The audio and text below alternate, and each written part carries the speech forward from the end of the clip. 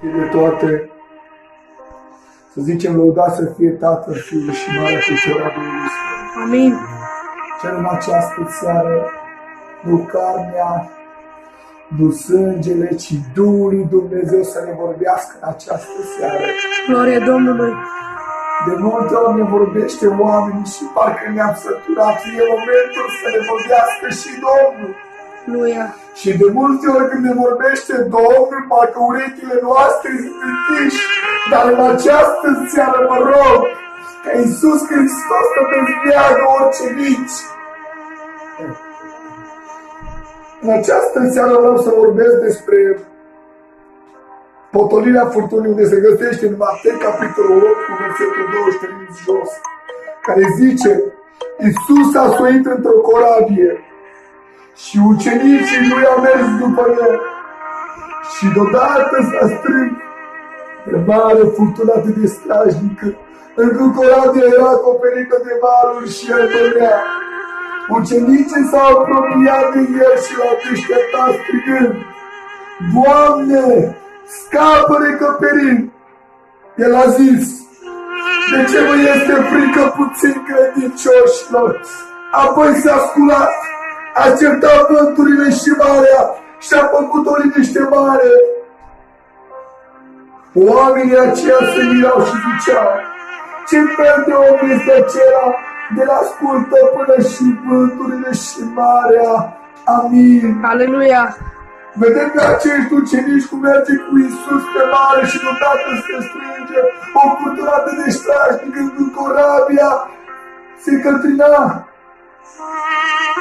Și odată vedem pe ucenicii cum se apropie de Dumnezeu și strigă: Doamne, scapă-ne că perim! De momentul în această seară să ne apropiem de Dumnezeu. Dacă tu în această seară te vei apropia de Dumnezeu, Dumnezeu se va apropia de tine. Dacă tu în această seară te vei depărta de Dumnezeu, Dumnezeu se va depărta de tine. Trebuie să înțelegi că parcă ne este frică când auzim de coronavirus, parcă gata ne-am înfricoșat. Asta înseamnă că puțin credincioșilor Dumnezeu a pus această boală poate peste acest glob ca să ne trezim. În această seară trezește din valurile din peste tine. În această seară nu toate omule, trezește pe viață. Rugați-vă ca nu cumva ispitele să fie peste noi. Rugați-vă ca nu cumva ispitele să fie peste noi. Știi de ce valurile și încercările vin peste noi? Fiindcă vin oamenii la bază postul și rugăciunea, împărtășirea, dragostea. Asta e. Valurile vin peste noi, fiindcă nu mai suntem treși. Parcă când auzim de pocăință, parcă auzim nu știu de ce. Dar în această seară mă rog ca Bunul Dumnezeu să ne dea o înțelepciune, să pricepem că El a făcut cerurile și pământul. El le-a făcut după chipul și asemănarea Lui. Îl vedem pe Iov. Atunci pe Iov, când a venit încercările peste el, atunci când animalele lui a murit, 10 copilași au murit, el l-a dat înapoi și a zis: Domnul a dat, Domnul a luat, Domnul fie binecuvântat. Îl vedem pe Iov când încercările vineau peste el, el a biruit. Mă rog în această seară să fii tu și eu un Iov. Aleluia. În această seară trebuie să ne construim o barcă bună. Trebuie să ne construim o barcă bună prin Hristos și rugăciune. Atunci când valurile vor veni peste ele, să fim treși. Să fim treși.